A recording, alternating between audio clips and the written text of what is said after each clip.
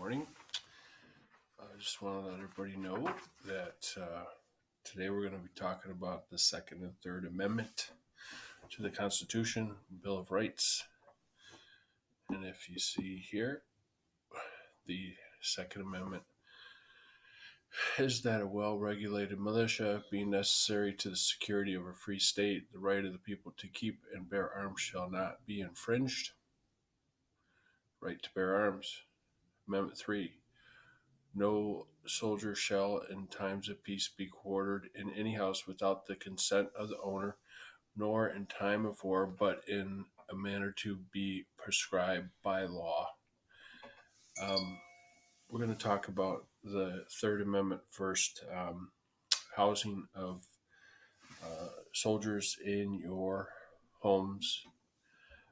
Rarely done, but I did find a case, and I'll read it to you, and then we'll go backwards to the Second Amendment. But so in 1979, New York State correctional officers, prison guards across the state went on strike. Among the strikers were some officers who lived and worked at the Mid-Orange Correctional Facility in Warwick, New York, for some of the period of the strike, which lasted from April 18th to May 5th in 79. These officers were barred from their residence at the correctional facility. Members of the National Guard who had been called into active duty were housed in the rooms of the correctional officers. So the guards actually lived on site, kind of like when I was in the Army and you lived in the barracks. The prison guards lived on site and probably rotated through. Maybe they had another place to stay outside, but maybe for some that was their permanent residence. So then the National Guard comes in and takes their rooms, and they're not allowed to go back into their rooms and their private property and things like that are then kind of forfeited. Who knows what happened with their stuff with the National Guard in there. So after the strike was over, some of the correctional officers who had been forced out of the residence claimed that their rights under the Third Amendment had been violated since the soldiers were housed in their homes. They sought monetary damages for the violation of their rights. So, unique situation, and it was ruled that the people barring them from returning to their rooms in the correctional facility had nothing to go by on as far as a precedent that for them to know in any way that they would be violating their rights. They just saw the situation. We have a prison, the guards are on strike, we need to get soldiers in there to deal with the prisoners. We got to do this, and they just did it, not really thinking about we're violating their rights. Their main concern was to guard the prisoners. So after the fact, if they were to have the same situation happen again, then the Supreme Court is kind of saying, well, you should have made, you then, because you're aware of it this time, that you would make special arrangements at least to get them their gear. But you also have a situation where if part of your job is to live on the in the grounds of the prison, and then you stop doing that job as a guard, then are you forfeiting your residence as well? So there's a lot of questions there. So it's just very rare for Third Amendment court cases. So, but Second Amendment's a different story.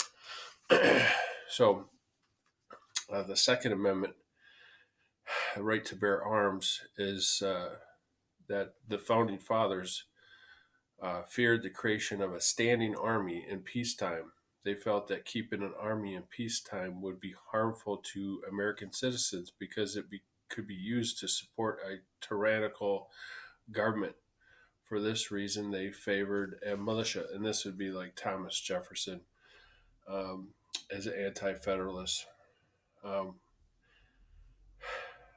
Members of the militia would remain private citizens until international and domestic emergency arose. They would then be called into military service quickly to deal with an emergency. We learned about the Whiskey Rebellion before we left. That's one case where the militia is called out. But after the War of 1812, definitely after Civil War, we have a standing army. Um, so that eventually changes. But the Second Amendment, um, the part that says the right of the people to keep and bear arms shall not be infringed, it's very clear. But the part that um, is not so clear is the part a well regulated militia. So to regulate something means to put rules and stipulations and boundaries on something. It doesn't say what those boundaries are, but to regulate the militia. And I guess anybody could be called by the government if there's a great threat to come to the aid, even though we have a standing army today. National emergencies,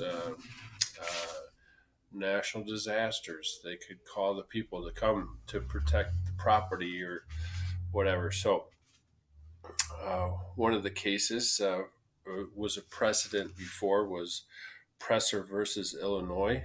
Um, and this person wanted to parade around in public with a shotgun in the, I believe it was in Chicago area. And the government was like, no, that's not cool. Sawed-off shotgun, things like that. So he's kind of trying to flaunt the Second Amendment, and the government was like, no. So the Supreme Court decided, yes, you have the right to protect yourself and have arms, but the government has the right to stop you from walking around cities, streets with weapons and rifles, um, kind of a nuisance to the public. So that's up to Illinois to decide that, and they're regulating the militia. That's their job. So Presser was not given any support by the Supreme Court. So that moves into more recent history in the 2000s. That 2008, we have a court case of Washington, D.C. versus Heller. And we had some preliminary discussions about that before we left. And Heller was an individual that lived in Washington, D.C. He worked in federal government as police or security, was able to carry a handgun at work in federal buildings, which is unique permission to be able to do that. But then when he went home in Washington D.C., he's not allowed to have a handgun in his home for self-defense. And living in an area that is a high crime rate, he felt like he needed to have a handgun available to uh, protect himself in his home, his domicile, his abode. So Heller gets the case to the Supreme Court. Before it goes to the Supreme Court, he wins, and a court of appeals or district court ruled that in his side and saying, you can't stop someone from having a handgun to protect themselves in their home. In the Washington, D.C. Statute said that you could only have rifles, and you actually had to have a trigger lock on it and ammunition not in the weapon. So if someone was breaking in your home, Heller would say, how am I going to protect myself if I have to go get the rifle and then um, put ammunition in it and then unlock it? And is it too late? So that is the case before the Supreme Court. And the Supreme Court upholds the lower court's decision in favor of Heller, saying that if you limit his ability to have a handgun, you are limiting his ability for self defense. And it has been established that Americans, since the founding of our country, even before then, had kept weapons um, for home defense, self defense, militia uses, etc. And if you limit the handgun use, then you are effectively eliminating his right to self defense under the Washington, D.C. statute. So, a victory for people that want to have weapons in their home to for self defense. And that later was another case in Chicago again that Chicago tried to pass laws that would have a similar um, um, basis of contention. And this Illinois then was saying, and Chicago was saying that Washington D.C. versus Heller is Washington D.C., which is Washington D.C. is run by Congress and the national government, whereas Illinois is its own state, and they get to regulate their militia or rules. But the Supreme Court saying if you take away the right to handguns, then you are taking away the right for people to provide that sense of or actual self defense in their home. So um, Heller is now seen as the decision of record to if a place, a state, city is trying to reduce or restrict the rights to bear arms, that you look at the Heller decision.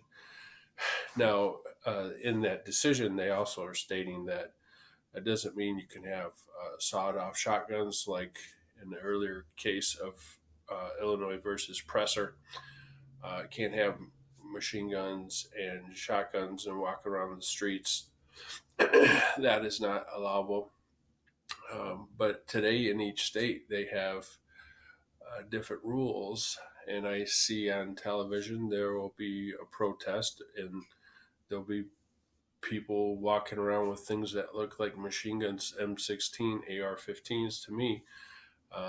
And do you know if it's a machine gun or a rifle without inspecting it? And do you inspect someone's weapon as somebody that's not breaking any laws or robbing a bank or robbing a person? They just have the weapon. Is it then do you pick out certain individuals that have a suspect weapon and harass them, ask them questions, see what kind of weapon they have? So each state is a little different in some of the rules surrounding weapons, and Supreme Court, some of their decisions at times lead to more confusion or open things up for further court cases or lawsuits or even a city trying to change laws to fit um, the precedent by the Supreme Court.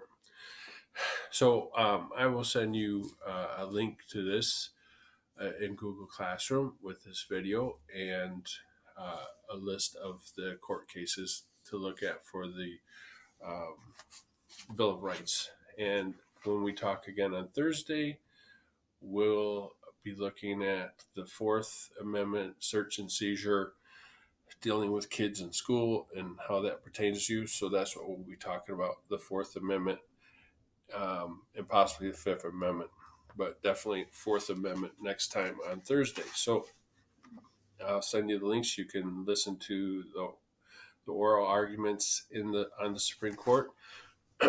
You have a great day and be safe.